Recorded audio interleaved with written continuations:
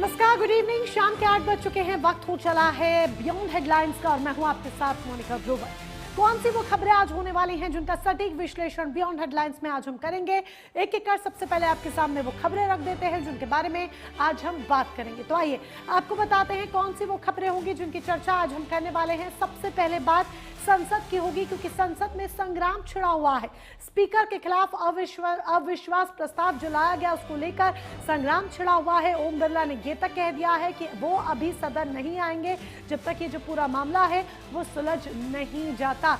तो संसद में किस तरीके से सियासी संग्राम छिड़ा है, विपक्ष कैसे विरोध कर रहा है, उसके बारे में हम बात करेंगे। साथ ही हम बात करेंगे MM नरवणे की अप्रकाशित किताब पर, जिस पर संग्राम छिड़ा है, जिसको लेकर ये कहा जा रहा है कि अनपब्लिश्ड है। खुद MM नरवणे पहली बार सामने आए हैं। इतने दिनों से ये जो उठापटक चल रही थी उसके बाद पहली बार आज सामने आते हैं, ट्वीट करते हैं और सिर्फ 7 शब्दों का ट्वीट लिखते हैं, स्टेटस बताते हैं। तीसरी बड़ी खबर, विरोधियों को CM योगी आदित्यनाथ ने सीधे चेतावनी दी है, कयामत वाली चेतावनी दे दी है। अब 11 तारीख को आर या पार वाली स्थिति है।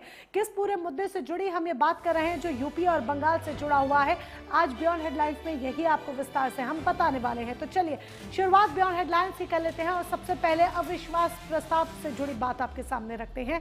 विपक्ष ने लोकसभा स्पीकर ओम बिरला के खिलाफ अविश्वास प्रस्ताव का नोटिस पेश कर दिया है। इसमें 118 सांसदों के हस्ताक्षर हैं। सूत्रों के हवाले से दावा किया गया है कि ओम बिरला अब लोकसभा नहीं जाएंगे। अविश्वास प्रस्ताव के गिरने के बाद ही वो स्पीकर की चेयर संभालेंगे। विपक्ष के प्रस्ताव पर सदन में 9 मार्च को चर्चा हो सकती है। 13 फरवरी को बजट सत्र के वर्तमान सेशन का यह आखिरी दिन है। इसके बाद 8 मार्च से सदन की कार्यवाही फिर से शुरू होगी। तो सदन की कार्यवाही एक बार फिर से 8 मार्च को शुरू होगी। संसद में हमने देखा कि किस तरीके से विपक्ष के जो तमाम नेता थे वो बार बार आरोप लगा रहे थे और उन्होंने आरोप लगाया स्पीकर ओम बिरला पर कि वो उन्हें बोलने नहीं दे रहे हैं। पक्ष के नेता विपक्ष के तमाम नेताओं की बातों को काटते हैं और जब वो स्पीकर से गुहार लगाते हैं कि उन्हें बोलने दिया जाए तो स्पीकर साहब उन्हें समय नहीं देते हैं, ना ही उन्हें उनकी बात रखने का मौका देते हैं। यही एक बड़ी वजह है कि विपक्ष स्पीकर को अब सवालों के घेरे में ले रहा है और अविश्वास प्रस्ताव लेकर आया जा रहा है। क्या कुछ विपक्षी नेताओं की तरफ से प्रतिक्रियाएं सामने आ रही है, किस तरीके से राजनीति हो रही है, सुनिए। ऐसे में एक ऐसा नेता प्रतिपक्ष इन लोगों ने चुन लिया है जो अपनी जिद की वजह से किसी दूसरे क्षेत्रीय दल को भी बोलने का मौका नहीं दे रहे हैं।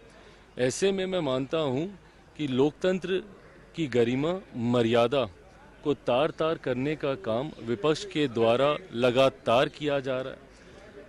कुर्सी पे चढ़ना, टेबल पे चढ़ना, ये आचरण तो हमने देखा ही। अब लोकसभा स्पीकर पे जिस तरीके से अविश्वास प्रस्ताव लाने की बात कही जा रही है, जिसको लेकर विपक्ष शायद इसको जल्द लाने की सोच रखता है, विपक्ष एकजुट होने की सोच रख रहा है, मुझे लगता है ये निंदनीय है। देखिए, ये गतिरोध बहुत दुर्भाग्यपूर्ण है। मुझे लगता है आज दिल से हर सांसद को ये लग रहा है कि नेता विपक्ष अपनी जिद की नीति से पूरे सदन के लोगों का नुकसान कर रहे हैं। नियम कानून अगर एक सांसद ही न माने, वो भी विपक्ष का नेता विपक्ष न माने, विपक्ष का जो जिसको लीडर ऑपोजिशन का दर्जा प्राप्त है वो न माने, तो आप सोच सकती हैं कि इन लोगों के मन में बाबा साहब भीमराव अंबेडकर जी और उनके संविधान के प्रति कितना सम्मान है। क्योंकि लोकसभा चल रही है तो डेफिनेटली डेडलॉक खत्म हो गया है एंड सभी पार्टी यही चाहती थी कि संसद चले। हम ये भी चाहते थे, अपोजिशन की सभी पार्टियां, कि LOP को बोलने दिया जाए, क्योंकि कुछ मुद्दे थे जो कहना चाह रहे थे। स्पीकर में अगेंस्ट करने का जो मुद्दा है, ये कल भी हमने स्पष्ट किया है।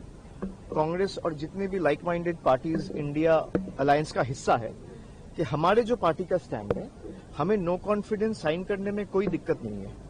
नो कॉन्फिडेंस रेजोल्यूशन साइन करने में, सबमिट करने में कोई दिक्कत नहीं है। सारे तृणमूल MP साइन करेंगे। लेकिन हमारा उनको जो सुझाव था, पहले हमने ये कहा कि आप एक चिट्ठी in form of a protest आप स्पीकर को भेजिए। उस चिट्ठी में सारे ऑपोजिशन MPs, चाहे वो कांग्रेस के हो, समाजवादी पार्टी के हो, तृणमूल के हो, DMK के हो, सब साइन करेंगे।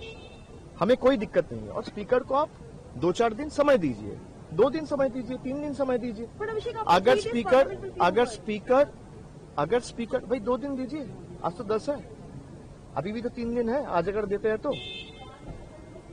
2 दिन 3 दिन स्पीकर को समय दीजिए। अगर स्पीकर कोई एक्शन नहीं लेता है या उस पर कोई विचार नहीं करता है, then there is always a room to move no confidence. इससे पहले बजट सत्र के 10वें दिन संसद 2 बार स्थगित हुई। दोपहर 2 बजे से संसद की कार्यवाही शुरू हो सकी। इस दौरान संसदीय कार्य मंत्री किरण रिजिजू ने विपक्षी सांसदों से संयम बरतने की अपील की। उन्होंने हाथ जोड़कर कहा कि बजट पर चर्चा होने दी जाए, क्योंकि कार्यवाही बाधित होने से सभी का नुकसान हो रहा है। रिजिजू ने कहा कि रोजाना हंगामे के कारण सदन का कामकाज प्रभावित हो रहा है और जरूरी मुद्दों पर चर्चा नहीं हो पा रही। मुझे लगता है कि लोकसभा में जो कांग्रेस के नेता है वो खुद ही हाउस नहीं चलाना चाहते हैं। मैं अनुरोध करता हूं कि जो व्यवहार कांग्रेस के सांसदों ने किया है स्पीकर के साथ और टेबल में चढ़ करके और स्पीकर का चैम्बर अंदर में घुस करके जो किया है, उससे स्पीकर साहब को भी आहत हुआ है और हम सबको बहुत बुरा लगा। आगे हम तो हाउस चलाना चाहते हैं। अगर कांग्रेस की वजह से बजट का भी पारित ध्वनि मत से करना पड़े, ये संवैधानिक प्रक्रिया है, पारित तो करना ही है। अगर चर्चा का बिना ध्वनि मत से यानी कि वॉइस वोट से अगर पारित करना पड़ा तो इसका नुकसान ऑपोजिशन एमपीज का सबसे ज्यादा होगा, क्योंकि वो अपना बात नहीं बोल पाएंगे। अब जरा जान लीजिए, समझ लीजिए कि विपक्ष के क्या आरोप हैं जो स्पीकर पर लगा रहा है विपक्ष। आइए एक एक कर आपको बताते हैं कि स्पीकर पर क्या आरोप विपक्ष लगा रहा है।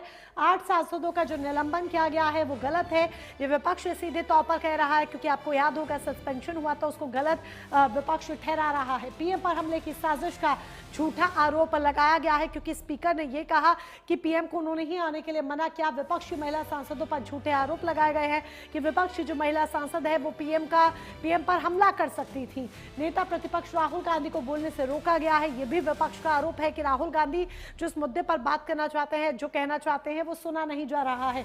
विपक्षी सांसदों की आवाज दबाई जा रही है। जो भी वो कहना चाहते हैं बार बार उन्हें रोका जाता है, इंटरप्ट किया जाता है। तो ये वो तमाम आरोप है जो लगा रहे हैं। जान लीजिए प्रक्रिया क्या है, कैसे हटा सकते हैं। लोकसभा में बहुमत से प्रस्ताव पास होना जरूरी है। अगर आप स्पीकर को हटाना चाहते हैं तो पहले भी ये प्रस्ताव लाए जा चुके हैं। 14 दिन पहले नोटिस अनिवार्य होता है। जब आप प्रस्ताव लाना चाहते हैं तो उससे 14 दिन पहले, 14 डेज पहले आपको नोटिस देना होगा।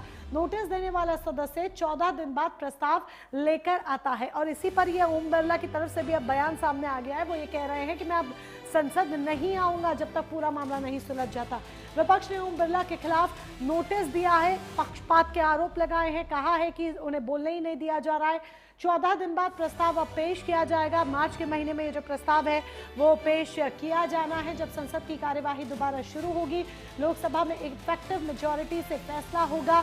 जो मेजॉरिटी का फैसला होगा वही फैसला होगा। हालांकि फैसला क्या होगा ये हम सभी पहले से जानते हैं, क्योंकि मेजॉरिटी कहाँ है ये भी हमें पता है। प्रस्ताव पास अगर होता है तो स्पीकर हटाए जा सकते हैं। इससे पहले भी 3 बार प्रस्ताव लाए जा चुके हैं, लेकिन वो पारित नहीं हुए, पास नहीं हुए। अब एक बार फिर से ये लाया जा रहा है और जाहिर सी बात है इसका अंजाम रिजल्ट क्या होगा वो भी हम जानते हैं। एक तरफ संसद में न सिर्फ स्पीकर का मुद्दा गूंज रहा है, अविश्वास प्रस्ताव का मुद्दा गूंज रहा है, बल्कि इसके साथ ही जो संग्राम छिड़ा, जो लड़ाई